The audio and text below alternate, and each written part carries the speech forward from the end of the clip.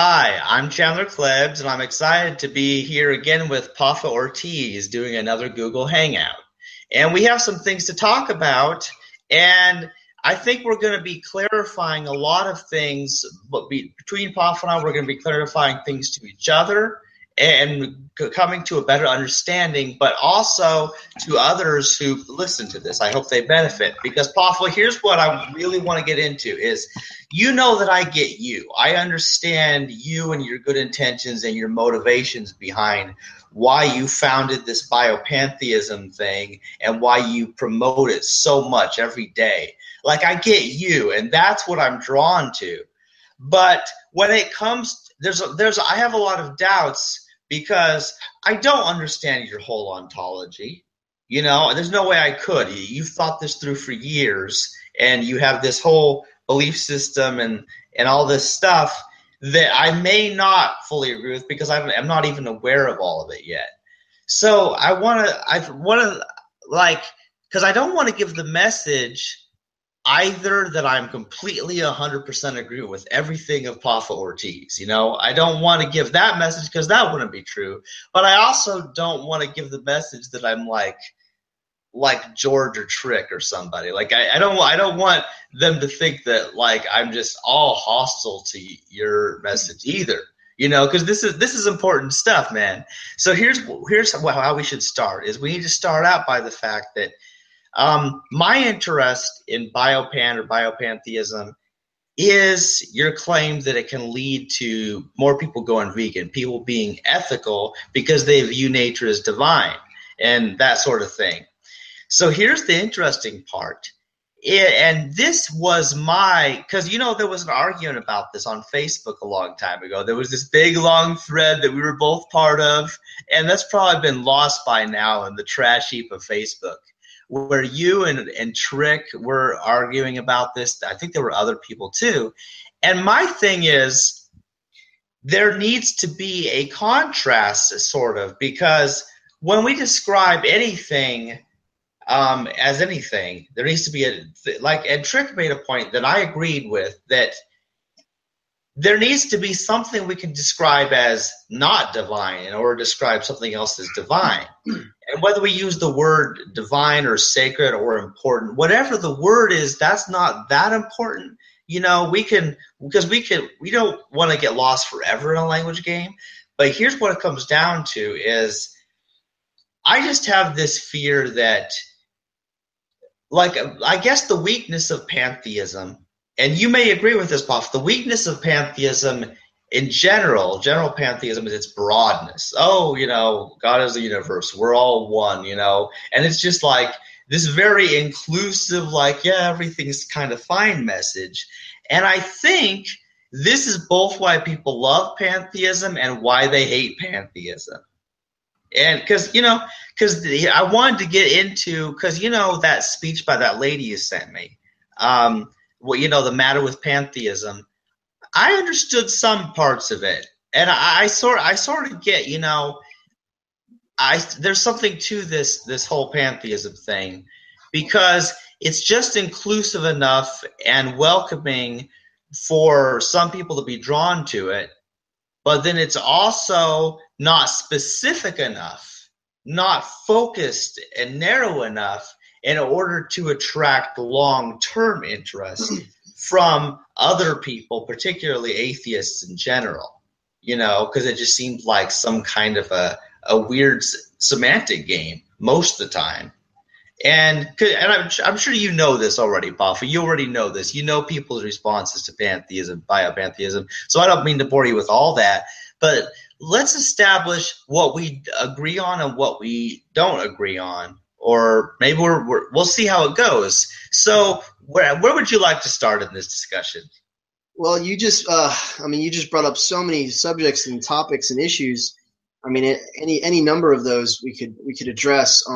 I was going to kind of give like a summary of where you're at, like your position, that you essentially support me and you believe in the practical application of what I'm doing, and you know, on many, many levels, I believe you are a biopan, you are a pantheist, and you would agree. But then I think that where you where there's confusion or maybe just a lack of understanding is in terms of the doctrine and the actual theology of it, and the sort of the epistemological model, I think, is where you struggle, and that's easily, that can be easily rectified just in a casual conversation.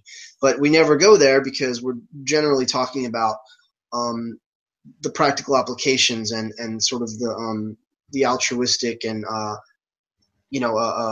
benevolent takeaway, like how these beliefs and this philosophy can actually make the world a better place, and how to incorporate it into our lives and stuff. So we never really focus on the doctrine. So we can, just spend this hangout talking about the actual doctrine itself. So, well, and here's a question that brings up is how important is the doctrine? How important is the ontology or the theology or the epistemology and all these words, man? It hurts. It's extremely important. It's extremely important, but that also depends on who you're talking to. It depends on who the audience is. It's extremely important for me in presenting this as a complete, comprehensive belief system. It's very important that I have the teleological perspective, is understood, and sort of an eschatology, end times, and everything in the middle, everything in between, in terms of purpose and are essentially, like, we're asking the biggest existential questions that could ever be asked. Where do we come from? Why are we here? Where are we going? How should we live our lives? Is there a God? What's the purpose of existence? All these things are answered in Biopan. Anyway, so go ahead and I don't know. I wish I could have chimed in a few times while you were making that introduction, but it was great. I mean, everything you said. I just can't remember everything you said now. Well, yeah, that's the trouble. Go ahead and ask me, whatever questions you have. Just shoot, and we'll just have a decent exchange. We'll just right. So here's a good question. Now, we already know that many people of many different cultures, many different religions, to completely different belief systems, have managed to make certain ethical changes. People have overcome speciesism more and more. You'll find vegans in a variety of walks of life. And the reason veganism is important to mention is because it's like the biggest issue. Like, it really is, like, got to be one of the biggest issues ever.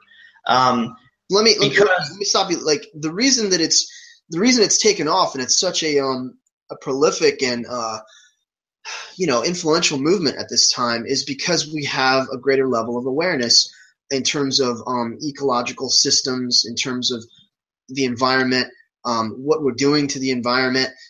We have a greater understanding of the animal kingdom, of what actually constitutes life. Our lives, and we're speaking in Western culture, in like first world countries, our lives are much easier. We have near instant access to the internet, and we can look up any subject, with lightning speed. We have access to that knowledge. So there is this exponential growth of knowledge that allows us to broaden our understanding of the world. And it's also civilized cultures, civilized societies are much more compassionate and empathetic. And, we're those who are not being continuously forced to struggle and fight to survive, who have their basic essential needs met, have the capacity to expand their minds and think more contemplatively and more, in humanistic terms. We're recognizing that there is not that much difference between us and them, so to speak, that the other is really a reflection of ourselves. And so as a whole, we are evolving as a species, and civilized societies and cultures are evolving. And so what comes about is greater levels of compassion, and empathy and care and concern. And with the spread of knowledge and education, we have this concern for the environment, and all these things are tying in with veganism. Yeah, these things are happening through this massive education that's happening with people. They have access to all this information. Now, here's the real question is, where does Biopan fit into this? Because it doesn't seem like somebody needs to become a biopantheist. They don't necessarily need to accept your whole ontology or whatever you call it in order to once you understand what biopantheism is, you'll realize that like everyone on some level is acting out an aspect of biopan. They're acting out, and they're acting in accord with these fundamental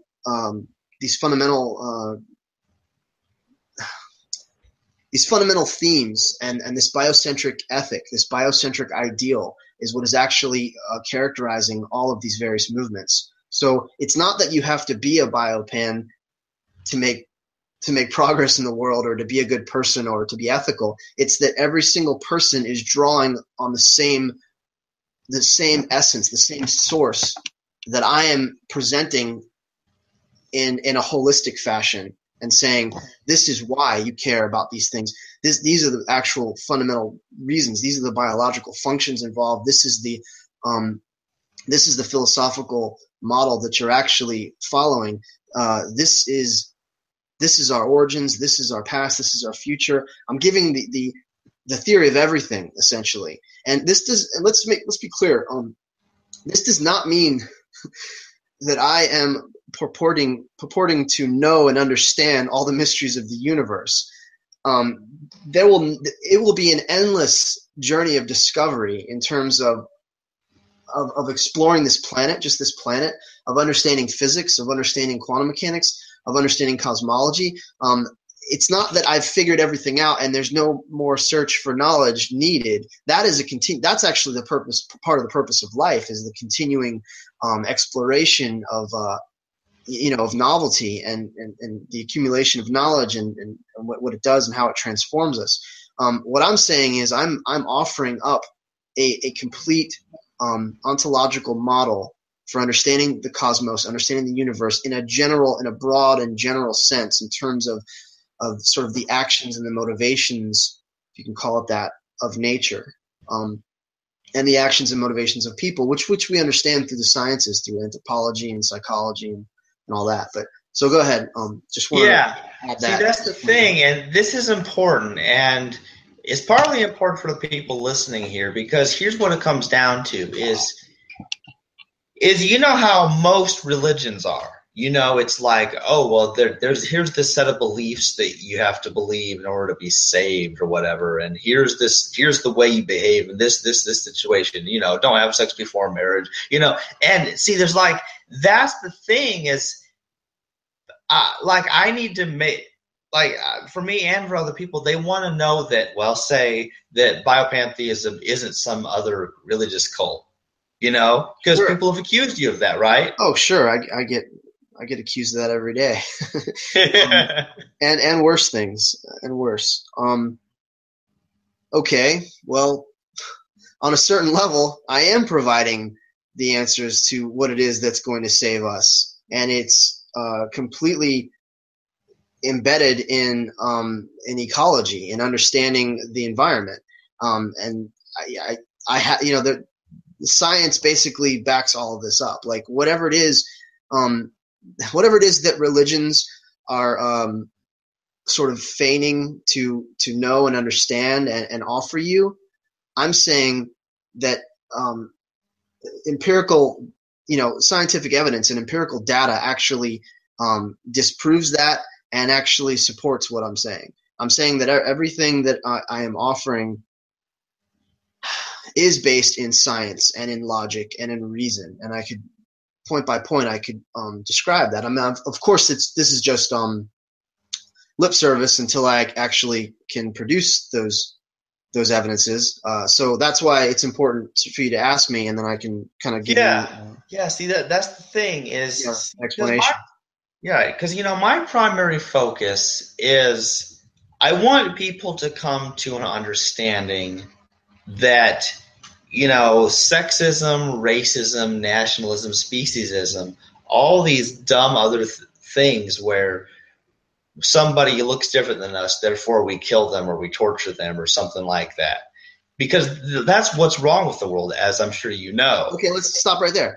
if that's what's wrong with the world, how do you fix that?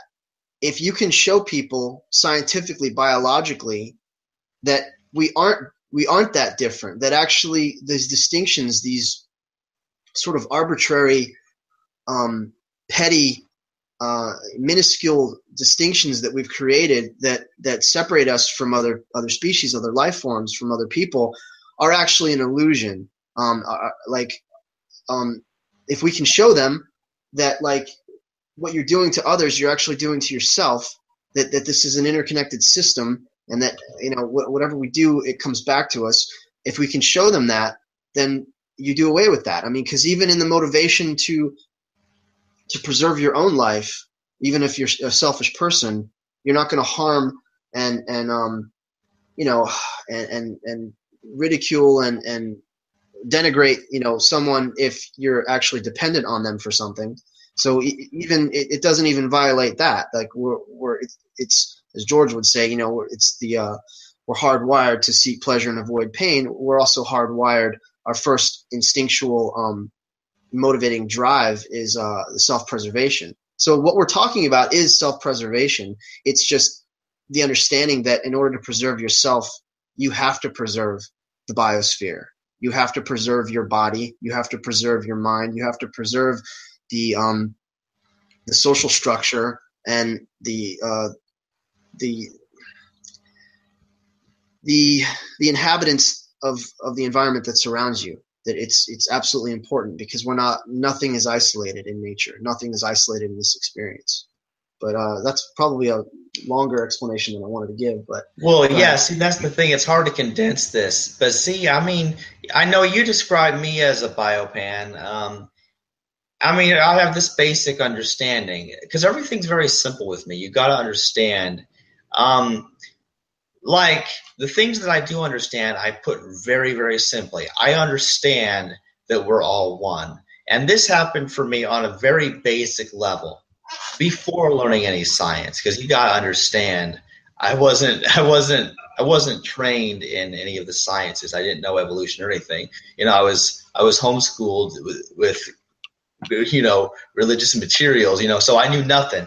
But I came to this time where I realized that, yes, everybody's the same, all the humans and all the non-human animals as well, and so then the golden rule, this basic principle that you don't do to others what you want done to yourself, which of course is nothing new. The golden rule is in every religion out there.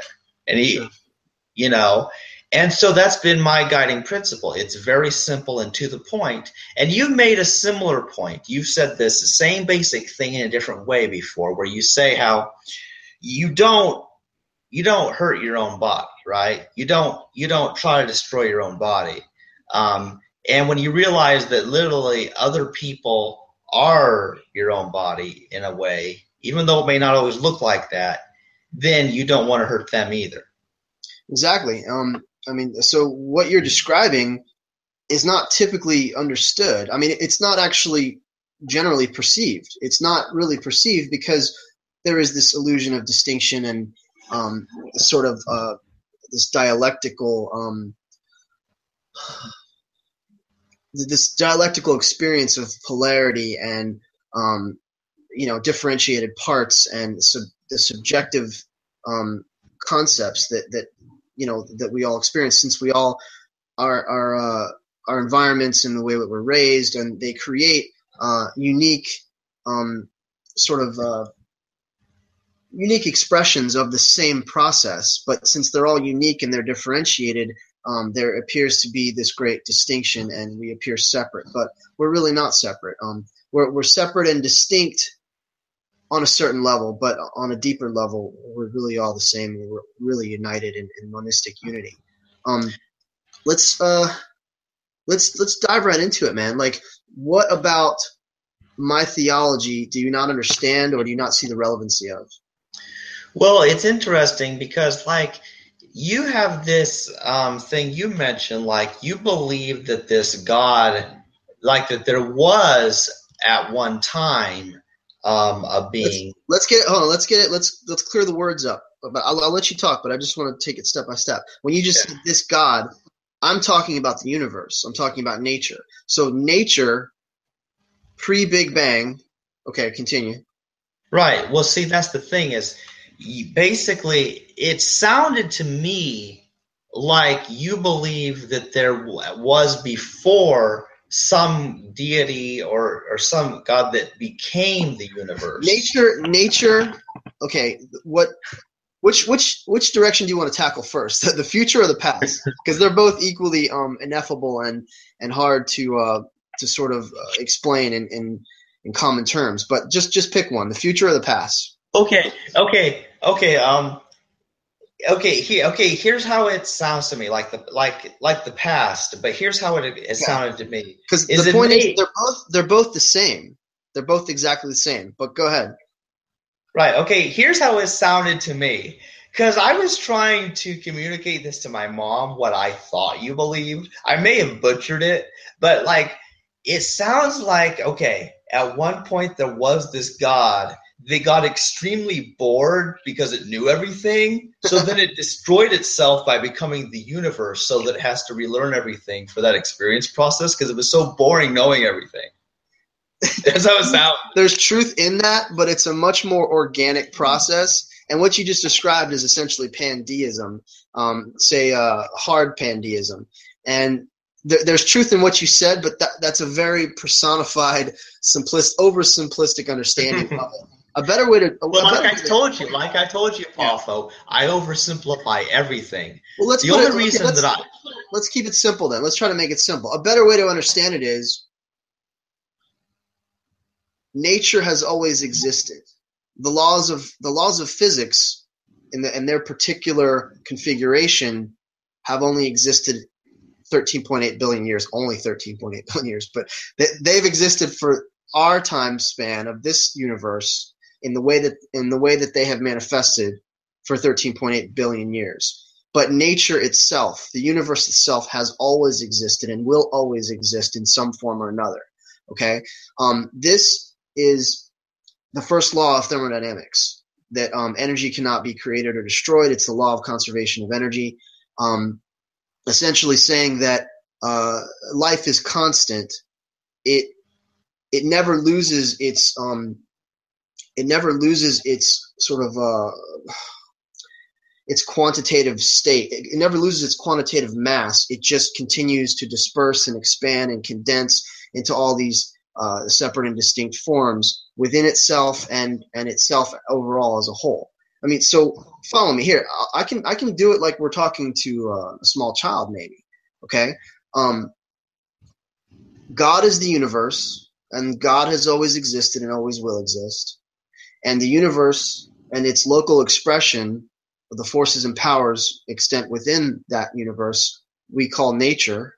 Okay, and so essentially nature is exactly what we see and what we observe, and we are all products and manifestations of nature.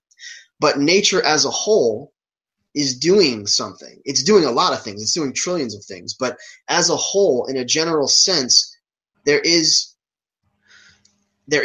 a proclivity toward organization and complexity and higher levels of awareness. And the reason that I postulate that what existed before the Big Bang is what will exist in the future is because the fact that the laws of nature are ubiquitous everywhere throughout the galaxies, and in this particular galaxy, on this particular planet, this is how life has unfolded. All you have to do is apply that everywhere and then ask yourself the question, why? Well, it's not that there's a God outside of this experience, outside of this universe that's doing it, that's pulling the strings.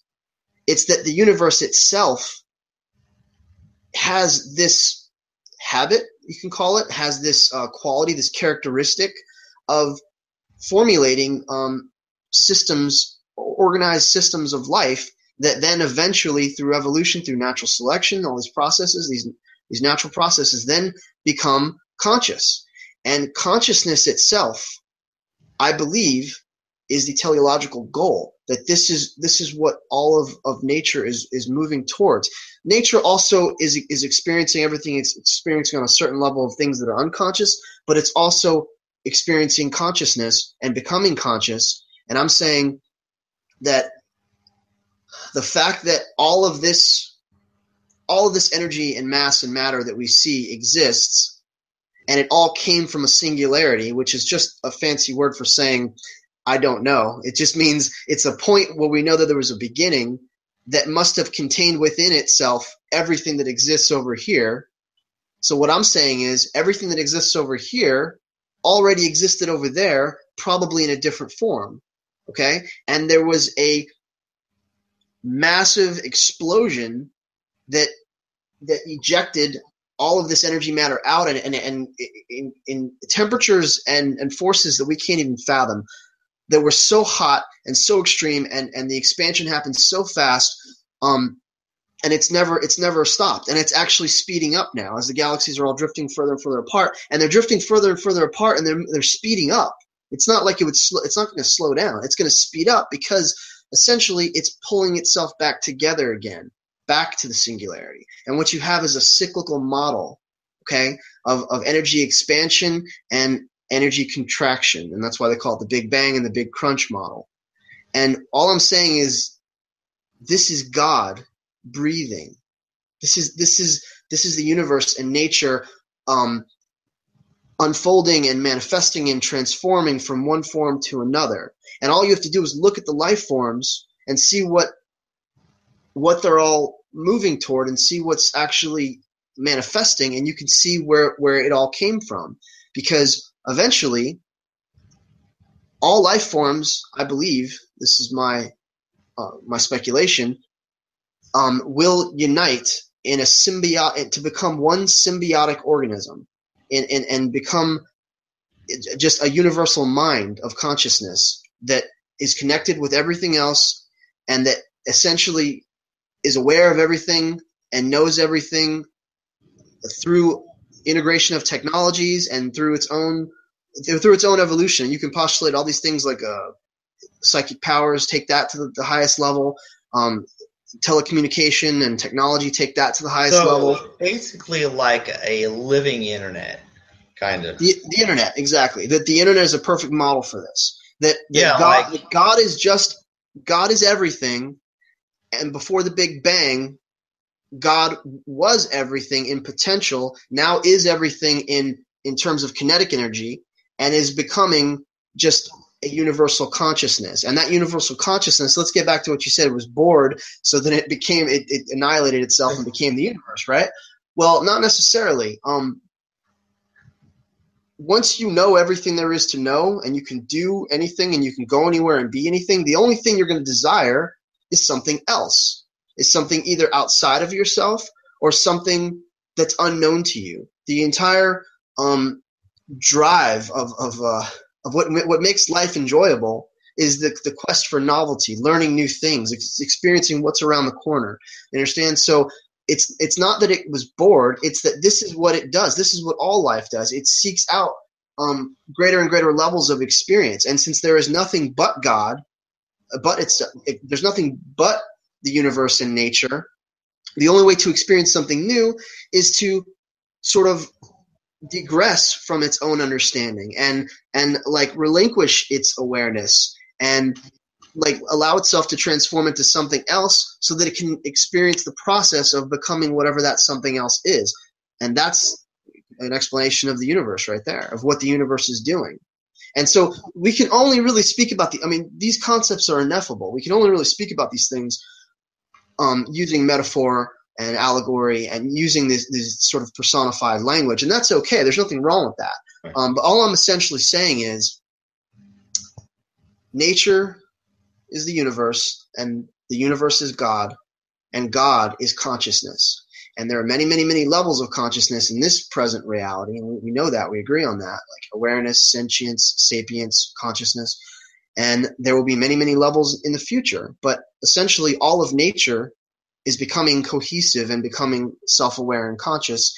And if we go all the way back from the beginning, the reason for all this is for the purpose of experience, to experience something new and different, and gain the knowledge and learn and evolve and progress and explore. It's exploring itself, essentially. God's looking in a mirror. So there's the metaphorical language again, just to try to. Yeah, see, it's when we get into that metaphorical language that I get a little bit lost, because, see, then it begins to sound a little bit like George does, when, like, that this universe is a mind separate from us or any life. Not separate, only separate by time. Not separate right now, because we are that mind just waking up. Let me use the personified anthropomorphic language, and then I'll use the scientific language, so you can make a distinction, and you can see how the two actually are coalesce, that they're not incongruent. The universe is a baby. As crazy as it sounds, in terms of ethics and morality, and sort of in terms of consciousness, it's just now developing and waking up on certain planets. I postulate on many, many planets, but on ours, nature is just now waking up and developing a conscience. It's learning what right and wrong is. Okay. In many ways, it's just a child. It's this beautiful, incredible, all-encompassing, multi-layered, extraordinary thing. But yet it has the mind and understanding of a child on a certain level. And in other ways, it's instinctual, or it's instinctive. I don't know if instinctual is a word. I mentioned that a bunch of times in the last episode. I was questioning if instinctual is actually a word. Instinctive. Nature operates on an instinctive level, so that it does what it does because that's just in its own nature. And so on an instinctive level, nature operates and does what it does because that's its own penchant to do. So we're talking about gravity, electromagnetism, strong and weak nuclear force, evolution, entropy, the fight or flight instinct, the instinct to reproduce, the instinct to proliferate and spread out in fractal form, the way trees and veins and estuaries do. And to self-replicate. These are all instinctual. So that there's an unconscious programming that we've discussed this before, that's embedded in nature, that's inherent and intrinsic in nature. And there is also a higher level of self-awareness that is subjective and much more specific, and that comes about through conscious life, through higher life forms. And you go all the way up from bacterium all the way to blue whale and humans, dolphins and whales, and the great apes and primates like us. So you have two different kinds of intelligence there, just like in our bodies. And I want to make a point here. Everything I'm describing could literally be understood and attained in terms of understanding, attained by studying biology, by studying nature. Study one life form, and you understand the entire universe. And that's the incredible beauty of this. I told you I could explain the universe by having you hold an orange in your hand and slicing it in half, correct? You have no idea what I'm talking about. An orange is doing exactly what all the things I just described in many words and many complicated words. That's what the orange is doing, and that's what the orange tree is doing. And when you look at the shape of an orange and the way that it grows, it's all doing the same thing. That orange is a fractal representation of the omnia, and the universe, and a hurricane, and our capillaries and human societies are all doing the exact same thing. They're all operating under the same ubiquitous pattern, which is generally known as the torus, or the toroidal model. And it's not just a donut shape. If you see a pumpkin, the way a pumpkin is like this. There's the stem, and there's kind of like the butt, and then there's the lines, and the way that it grows. It's not just physically it doesn't just physically look like that. It's energetically doing what that pumpkin did, the way that it grew. And what happens when you consume that pumpkin, and then it degrades and it fuels other organisms, and then it goes back into the entire cycle. And what you see in that pumpkin is the cycle of precipitation. It's the natural cycle of life. It's digestion. It's respiration. It's It's a spiral galaxy. It's all of these things that once you see the grand design, the big picture, you see that it's happening on every level in a fractal sense. Did I lose you, or are you with me? I think you lost me a little bit there. I can tell you're very excited when you talk about this kind of stuff. I mean, but I don't know if excited is the word. It's. I feel tuned in. I feel connected because I'm recognizing the connectedness and I feel like I've become a sort of a vessel to communicate these ideas. But go ahead. Yeah, well, so here's the question. How much, does somebody have to truly understand all the science and understand all the cosmology, astrology, biology? Do they really have to understand all that before they can really get what you're talking about? I never mentioned astrology. That's a whole separate form of sort of pseudoscience. But go ahead. Yeah, well, no, they don't, and I could really from this point forward just keep it really basic and keep it really simple if that would be more helpful. What your body is doing from birth to death is exactly what the universe is doing, and it's exactly what that orange is doing, and it's exactly what my cat is doing, and it's exactly what every cell in your body is doing. So on every level, there's a term, correspondence, in Hermeticism, and on every level, everything is doing what everything else is doing, whether it's a little tiny ant or a human being or a gorilla or a galaxy. It's all doing the same thing. It's all spiraling, okay, in a vortex. It's all expanding out and then sort of unfolding and spreading and then coming back together again. And it's taking in energy, and then it's releasing energy. Okay, and so that's why the model of the torus helps, because when you look at the picture, when you see the animation of it, that it's doing this and it's also doing this, then you start to understand that that's what everything is doing. Does that make more sense? And if you slice an apple in half, you can see this. Take any piece of fruit, any fruit or vegetable, even a cucumber that looks long, or an eggplant, or a little grape, or a watermelon, or a pumpkin. They're all doing the same thing, and they all grow based on the same fundamental energy principle, which is the torus, which is the same exact pattern that we see in the root system of trees, in the way they grow from the branches, and the way that they spread their seed. It's all the same thing. And so there's this universal understanding that's there that begins to help. It helps you.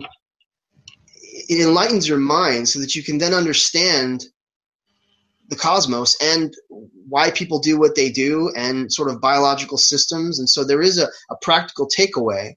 It's not just you get on some high because you're experiencing this deep understanding. It's that it on a practical level you start to understand, like you would when you say you dispel the free will myth, and you know that people have no free will and that everything is causal and everything is based on environment. You start to understand people's real motivations. Well, I have an understanding of the motivations of the cosmos, as grandiose as that sounds, and I'm trying to share it with others because this is my theology. It's not just cosmology. It's my sort of philosophical and ontological model of existence. Yeah, and that's the thing is, understanding how alike all these life forms are, that's all nice and everything. But what's interesting about it is I don't know, because people can know that, but they could still be like the most rotten, harmful people doing this simple stuff. They could be munching on bacon while talking about how divine it is. You know what I'm saying? And that's because that's just an intellectual sort of cognitive assent. That's not what we're talking about. This is a deep fundamental understanding, and once you have that understanding and it's actually applied in mass on a large scale, you can't munch on the bacon because the bacon was a pig, and the pig is a sentient being that has emotions and feelings and has just as much a right to live as you do. You can't. You can't treat your brothers and sisters and the rest of your human family disrespect and disdain, because you are recognizing them as sort of alternative configurations of your own body. Once you understand that the universe is God, and that means nature is God, and that means all plants and animals are God, that means all plants and animals are divine, that means all plants and animals should be considered sacred and treated with love and respect. Once you understand the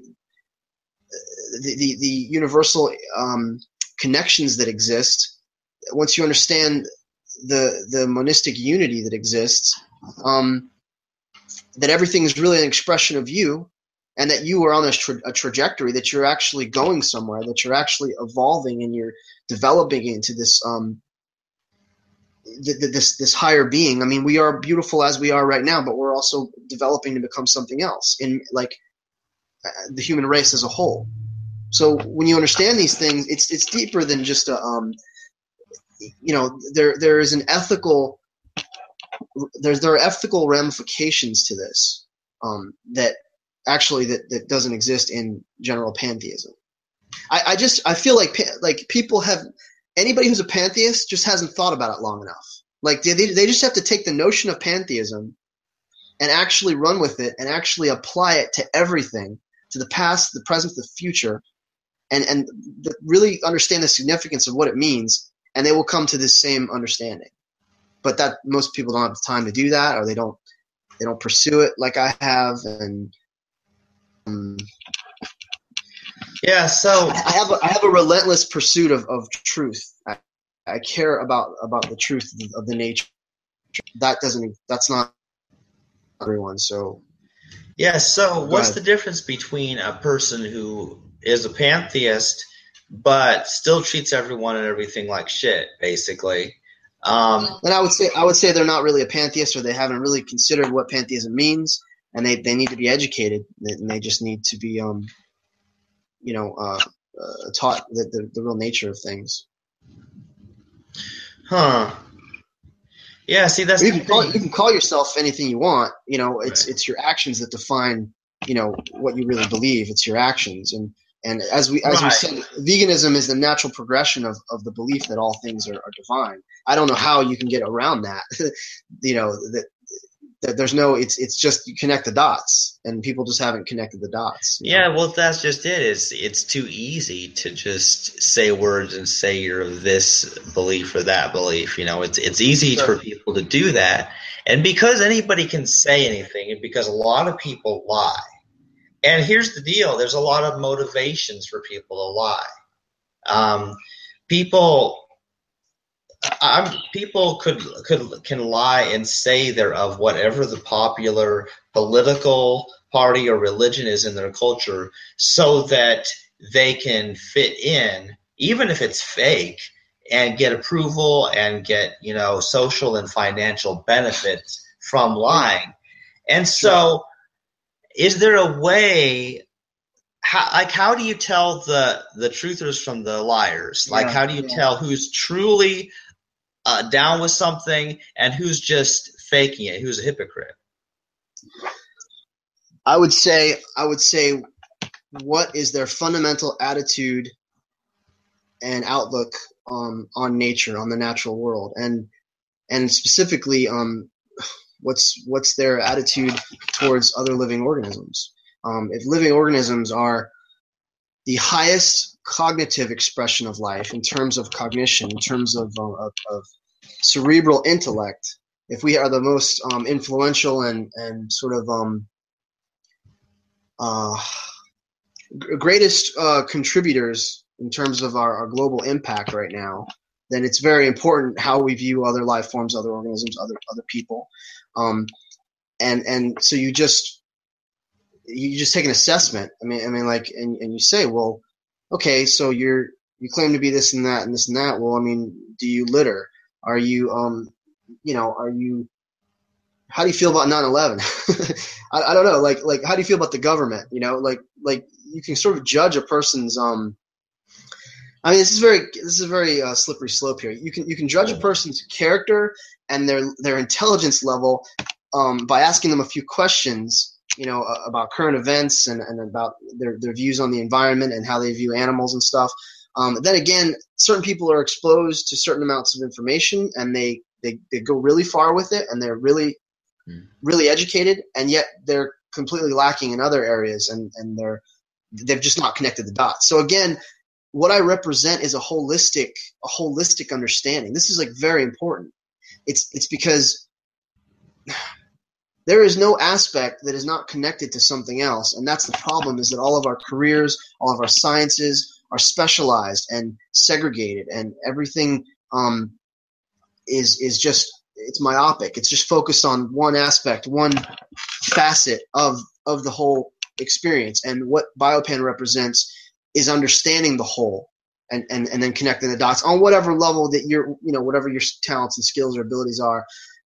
You can represent, and you can contribute and do some good in whatever it is that you specialize in. But the understanding is not specialized. The understanding is much more sort of grandiose and broad, and in a good way. We have the cosmic perspective. We're looking at Earth from outer space, and we're looking under a microscope and seeing that micro universe as incredible and phenomenal as well, and deserving of respect and appreciation from both ends. We're seeing the cosmological perspective and seeing the macro universe and the micro, and we're recognizing that they're actually one and the same.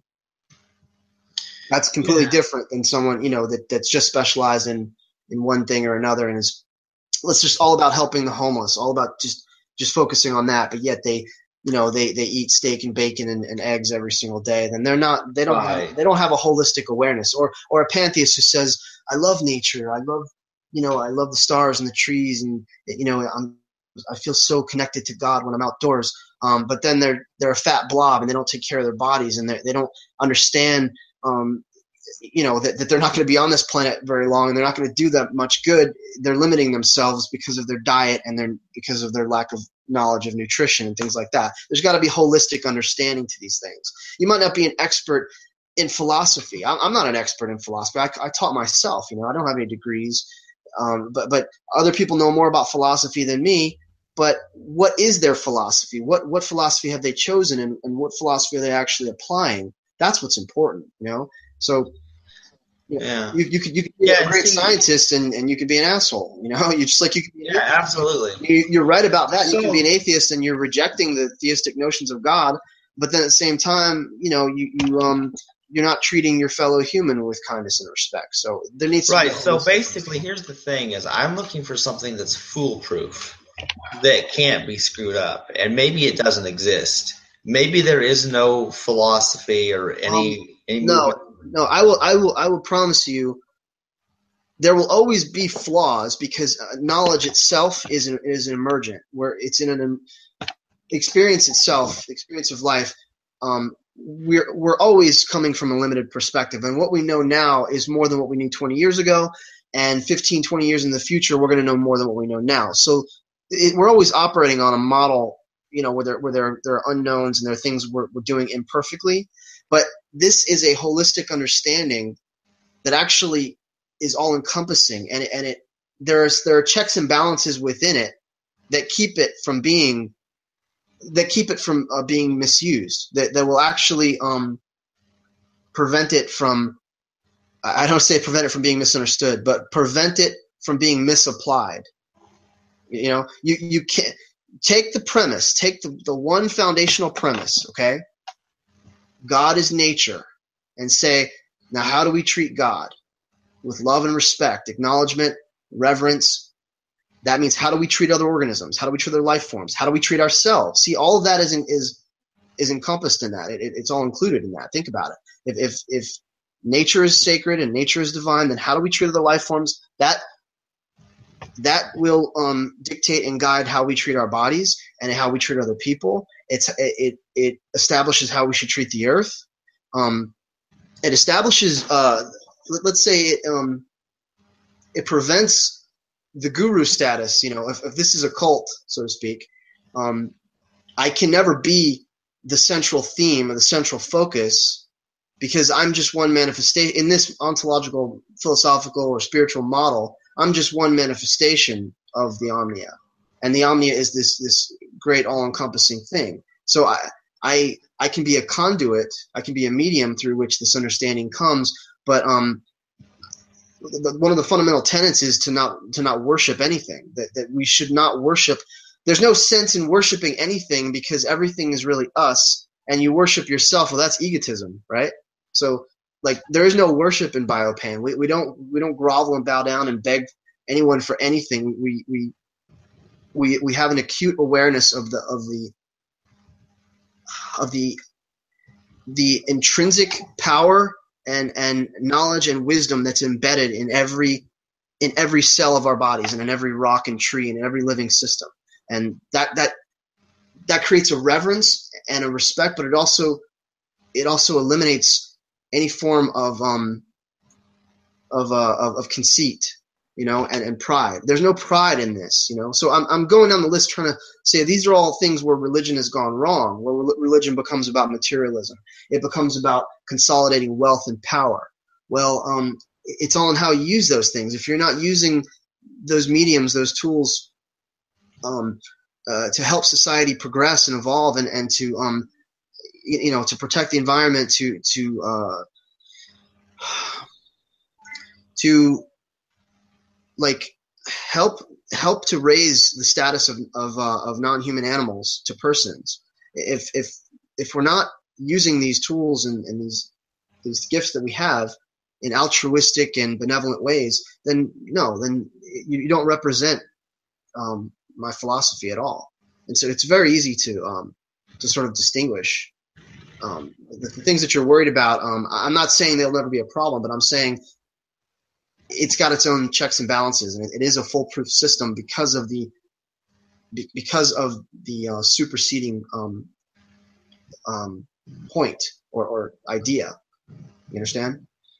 Yeah, sort of. Here's the thing is, I mean, it's all a very good thought, but I just am not sure if people are able to understand it. I really think, you're saying, like, if they do understand it, that will lead to these other things, that will lead to them doing less harm.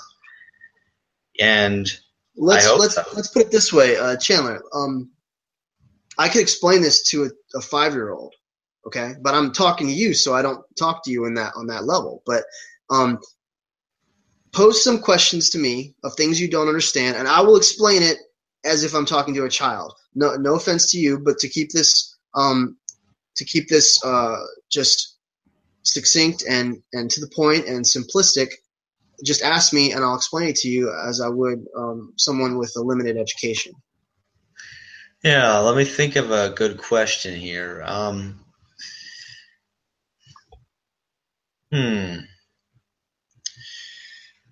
By the way, are you okay? Because you look tired. Is it just your eyes? Yeah, I'm pretty tired, but that's the way it usually goes, man. I just want to make sure you're with me. Yeah, well, yeah. Let's see here, because here's the thing: it all sounds great, like this idea that we're all united, and so we're all like members of the same family. See, here's the thing: is like people treat the way that they treat their immediate relatives, their siblings and their parents or their children, and the way they treat their family pets, their dogs and cats, the way they treat them is that, if that could be extended to everyone, I understand it. That's the way people do. That's exactly one of the motivations, and that's sort of a good allegory of what we're trying to do. Is we're trying to teach and educate others and express the idea that we are all family, and because we are, right? We all are, and I get that quite literally. We all are. Because we all affect each other, and we are all biologically related too. So I understand that. There's nothing that I'm missing there.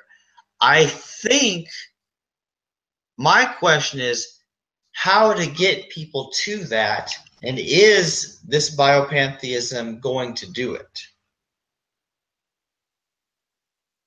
There are many ways to get people to it, and that all depends on where they're already at. That depends on what their interests are. That depends on where their focus is. Depends on what their needs are. This is not a there is no one specific recipe or to communicate these ideas. Like it's literally an organic process where you perceive where a person is at psychologically, emotionally, mentally, where what's important to them, and you reach them where they're at. That's all. Because pan is all, and it includes all things, and that's why I've really had to educate myself on a multifaceted level, in a variety of different schools of discipline and thought. And that's why I study cosmology and biology and science and philosophy and religion and history and sociology. So everything that you want, everything that vegans want, the environmentalists, the humanists, like the scientists, the philosophers, the pursuit of truth and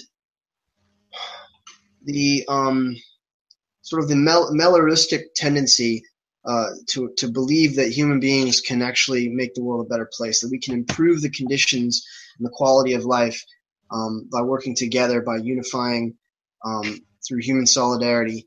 That's the takeaway. I mean, this is the basis for what I'm trying to do now. This is the application, the conclusion of it, so to speak.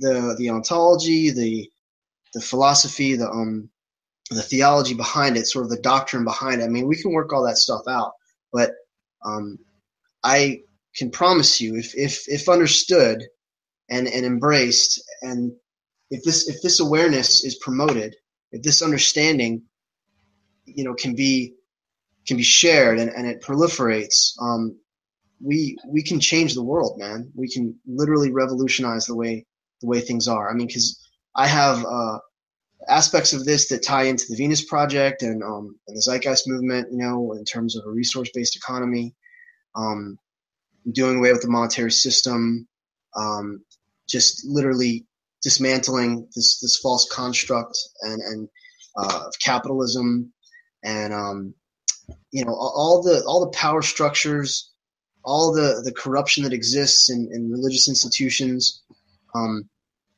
This is my goal. It doesn't get any bigger than this, man. Like it goes above and beyond, and it continues like even beyond that. So if you want a practical understanding of it, I mean, you already have it.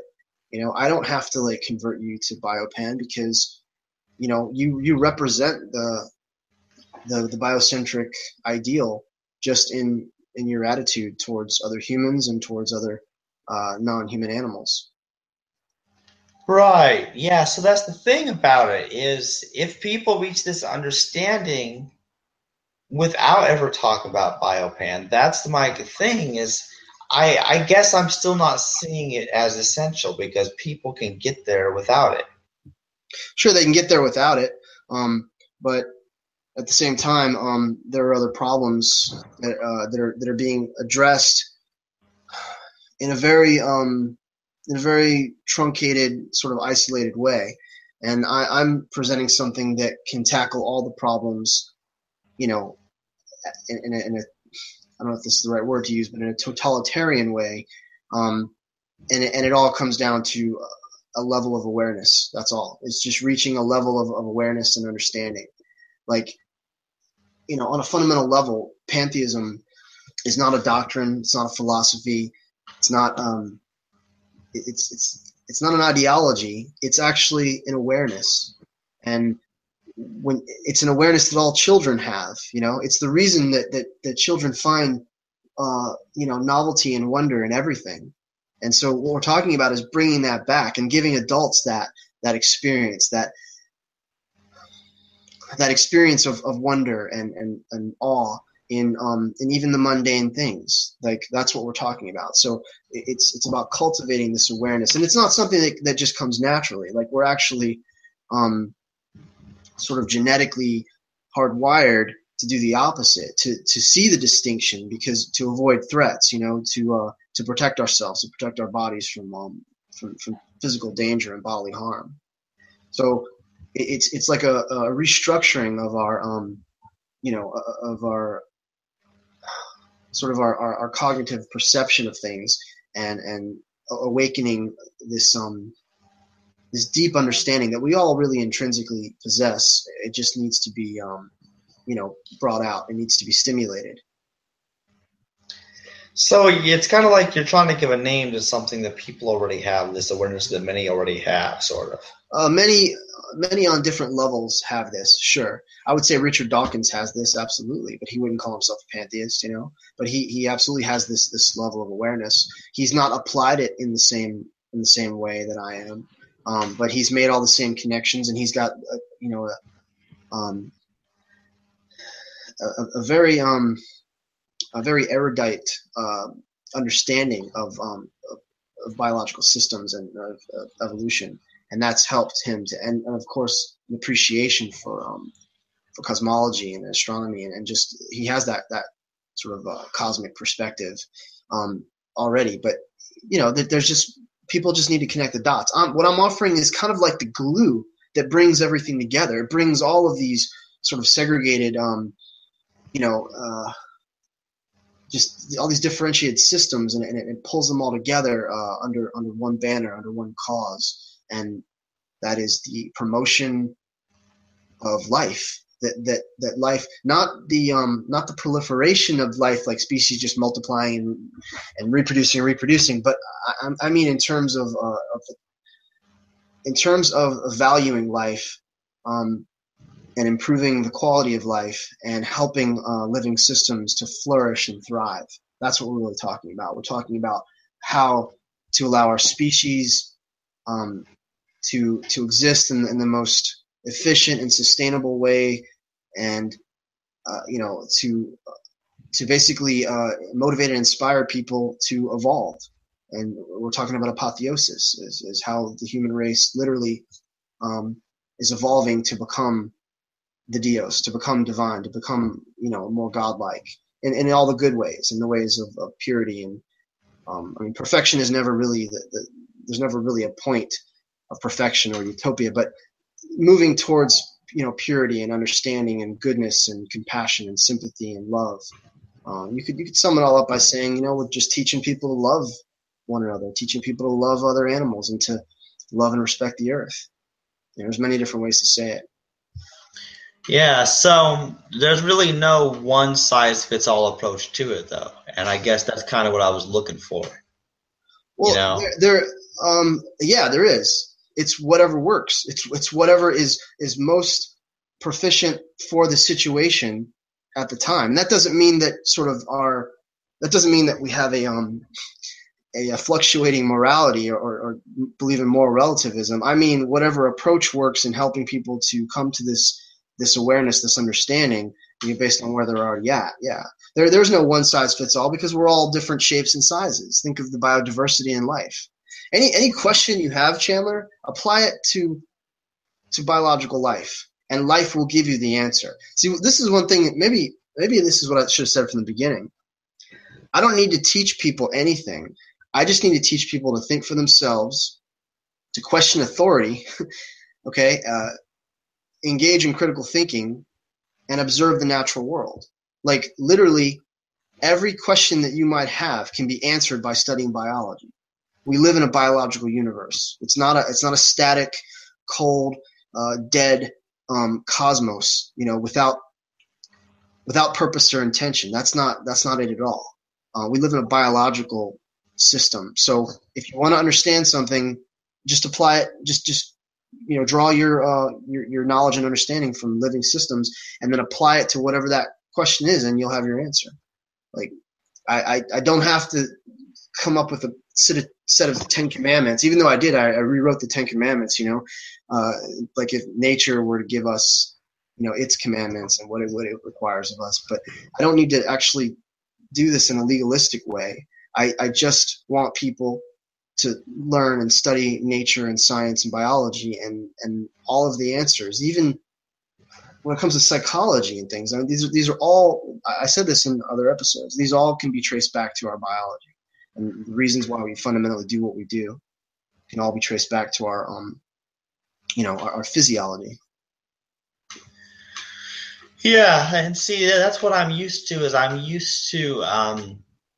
I'm used to everyone else doing this thing like, oh, well, here's the list of rules, here's the approach that everyone must follow and do this, like that's Yeah, so why what would you want that from me? If this is a new and novel, emergent, holistic way of thinking, why would you want me to do the same thing?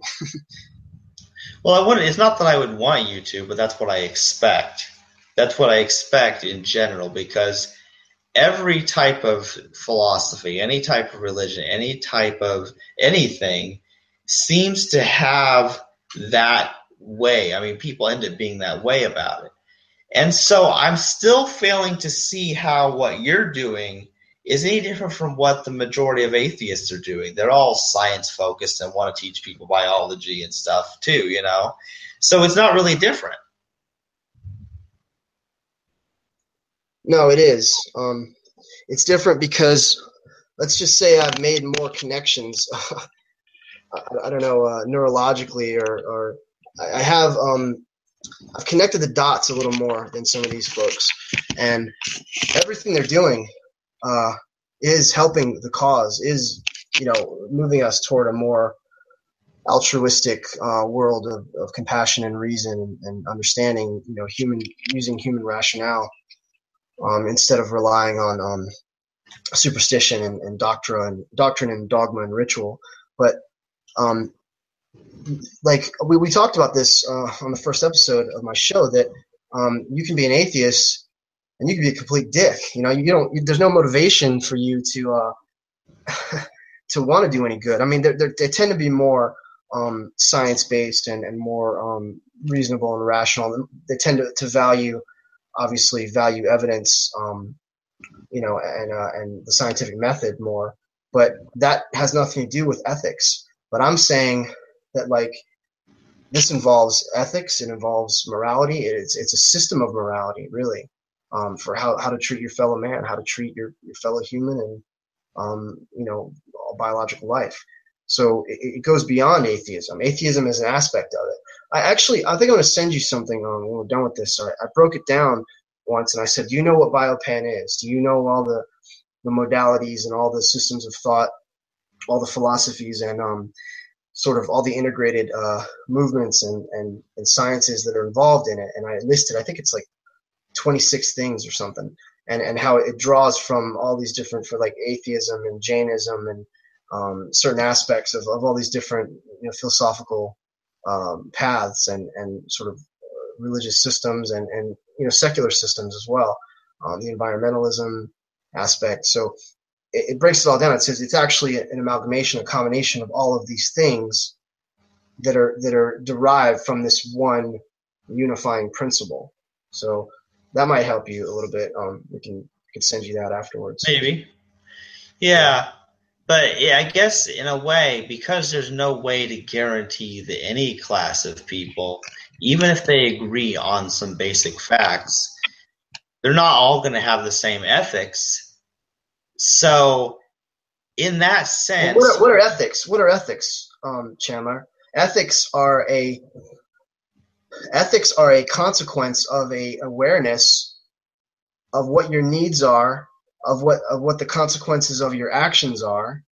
Basically, ethics and morality are derived through cause and effect. So we're teaching science, and so as you learn science, you learn cause and effect and the consequences of your action, how your actions reverberate and branch out. So, like, if someone is teaching Biopan and they don't understand, and they're not an ethical person, then they're not teaching Biopan.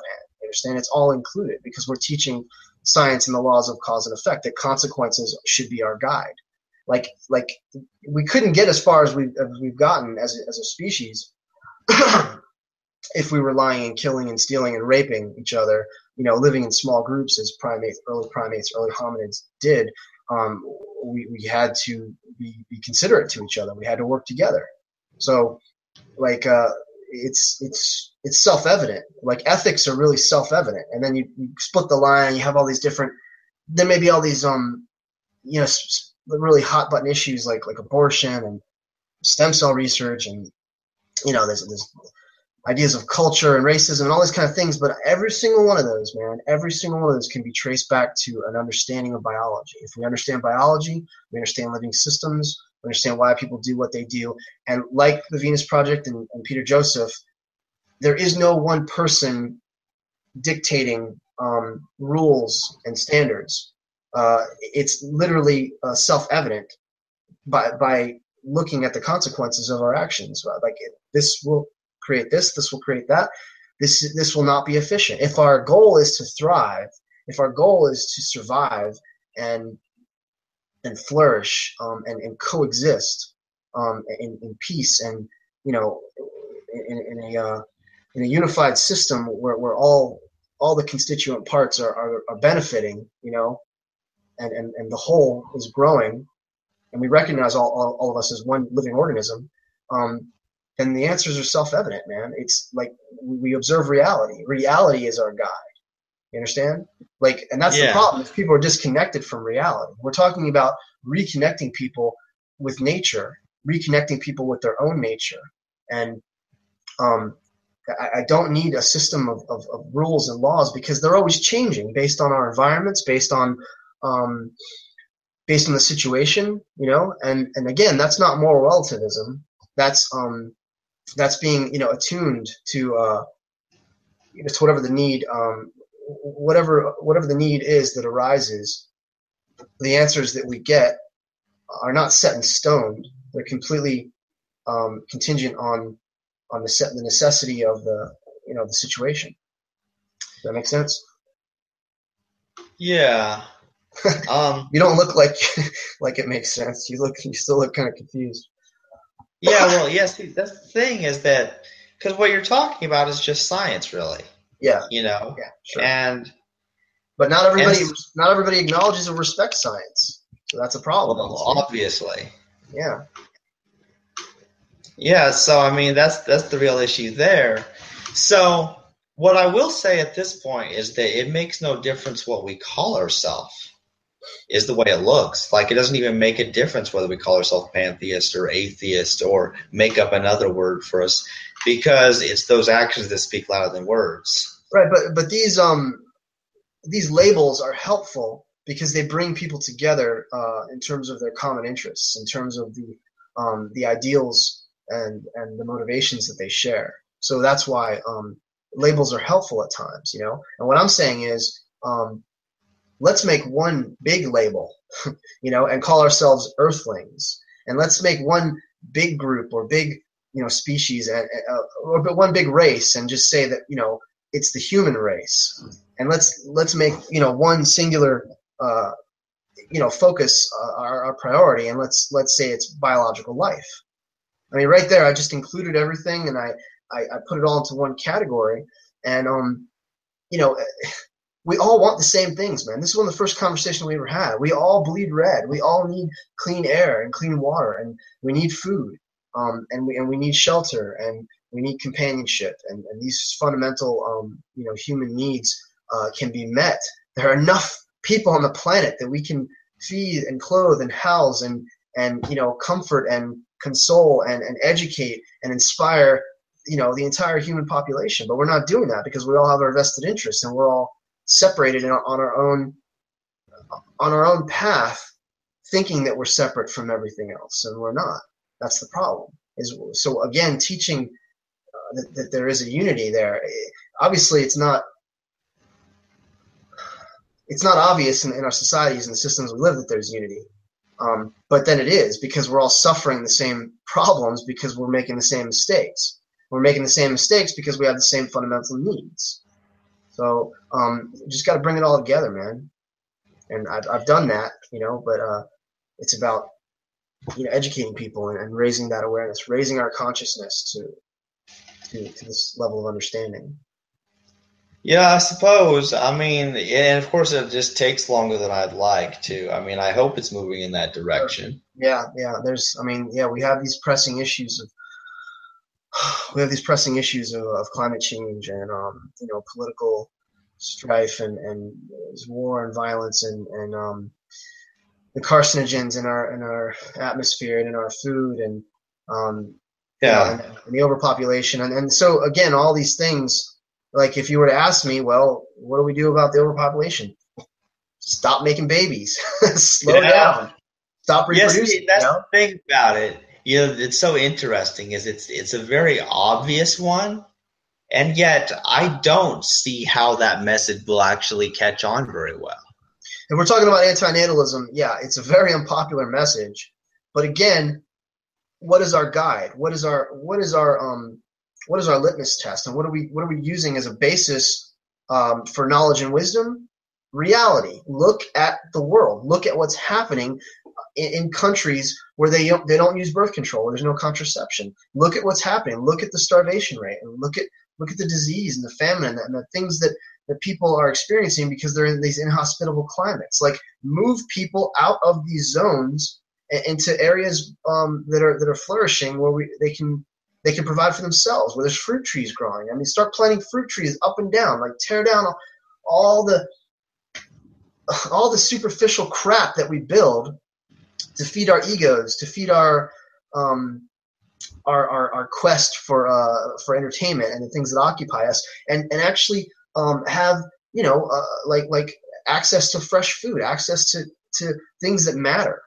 We've gone too far into abstraction, and we've gotten away from our biological essentials, so to speak. Yeah. And even though we have more than any other country, we're also starving. I mean, we're starving in terms of our look at the identity problems. Look at the quest for validation, and how insecure and unhappy people are, and how they're continuously distracting themselves with media, with entertainment. Look at how isolated we really are, even though our communication systems have grown exponentially, and we can talk to anybody all around the world anytime we want, and yet look at how disconnected we are. So we've gotten away from the fact that we're animals. We're not just these brains, yet these floating brains in jars. Like, we have a need for companionship, for connection, for warmth, for closeness. We're animals, man. Think about that fact. Like, that should be a fundamental fundamental premise right there, is the fact that we're animals, and animals have certain biological needs that need to be met, and we should be honest about that, and there's nothing to be ashamed of. But again, because of the religious ideologies, because of twisted forms of spirituality and religion, and doctrines and theologies that aren't really serving us. They were to serve the religious leaders and the rulers and the authorities at the time. But they're not really good for the people. These things, believing that you're a degenerate scum, that you're a sinful piece of shit that needs to be saved. How is that helpful? And then right, it's not authority. No, so teach people that we are wonderfully and fearfully made, as it says in the Bible, but teach people that we are this wonderful, extraordinary, complex, amalgamation of all these chemical processes, and it's truly a miracle. Every life form is a miracle. Life itself is a miracle. And I don't mean that in a cliche way, like, oh, look at the little baby and his little chubby toes, and he's a miracle. No, I mean what allowed the sperm and the egg to come together and reproduce like that. What allowed those sperms to swim and find the egg to begin with. That is amazing. That shows me that life wants to exist. It wants to reproduce. It wants to proliferate. And so now that we are expressions of life, then we can have this awareness. Well, okay, let's slow down and let's stop reproducing. Let's try to improve the quality of life for the organisms that are already here. And let's put aside these primitive sort of reptile brain instinctive drives, and let's elevate the desire to innovate and to build and create and to produce things that are helpful, and not so much, we're not so much about like survive, kill or be killed, fight or flight. Like, we're a little bit more comfortable now, so let's utilize our big brains and the frontal lobe and the neocortex and actually build shit that's going to last, get rid of the planned obsolescence, as the Venus Project, Jacques Fresco talks about. Yeah. See, and that's the thing about it, is the amazing thing is that throughout history, every animal has all been about survival and reproduction and killing off any threat, or running away, all of that sort of stuff. And now we're coming to a time where we're basically realizing doing the opposite of our instinctual programming, if it makes sense. Yeah, the opposite of certain parts of our instinctive programming. Yeah. Yeah. We need to go against, and we need to sort of take control of those instinctive urges, and we have. And this is why generally we live in the West. We live in a civilized society, and there are rules and laws, sort of deterring people from deviant behavior. But like you are suppressing certain aspects of your animal self, and you are also sort of vilifying and helping to elevate and progress in the other areas. Like I said, in terms of imagination and art and creativity and building and calculating and designing things and planning. Yeah. Using logic and reason instead of just reacting so instinctively. Yeah, and so it's really good, man. To think about all that. But yeah, I'm getting really tired. We've been talking for a while, so yeah. So what's a good way for to end this on? Man, just listen to your body, okay? Like right now, you need rest, which is obvious. Yeah. Okay, well, why is your body telling you that? Because your body cares about you, Chandler. It's telling you what it needs. You have to listen to your body. Get that rest, and then you'll be rejuvenated. Your cells in your brain cells will be rejuvenated as you sleep, and you'll wake up, clear-headed and refreshed, and you'll be able to function more efficiently. Listen to your body. Whatever your body is telling you, it's a good thing, okay? And then there's other aspects where it's like, okay, let me see the consequences of these actions. If my body is telling me, well, there's a really hot girl over there. I really want her. I want her for myself right now. I want to take her. I want to rape her. I want to have sex with her. I want to devour her. And I'm craving that, and I have these lustful thoughts. Well, let me think. I have the ability to think and reason. What's the consequences of those actions? Where would I end up? What am I doing? How, if she's another aspect of myself, I need to love and respect her. I need to acknowledge that, and everything should be consensual. So stop and use logic and reason. And yeah, you are an animal, but you are an incredibly evolved animal that has ability to think and reason. So use your logic and use your reason at the same time. So the takeaway I'm saying is listen to your body and think about what it's actually telling you. Think about why it's telling you what it's telling you. Because we have that inclination, that prime directive to mate, right?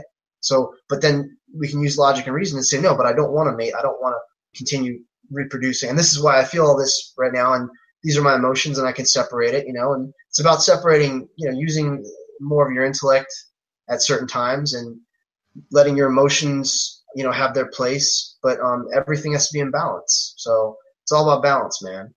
Don't do a podcast if you're falling asleep from the beginning. Yeah. Not very smart. So things like that, just listen to your body and do things in balance. That's all. That'll be my message. Balance is key. Well, I think you said it all there, Poffo. So I guess I'll end the broadcast now. I never feel like I say it all, but there'll be other times, and all right. I think it was generally productive, and it was a good thing. So thanks for the opportunity. Bye-bye, everybody. Take care.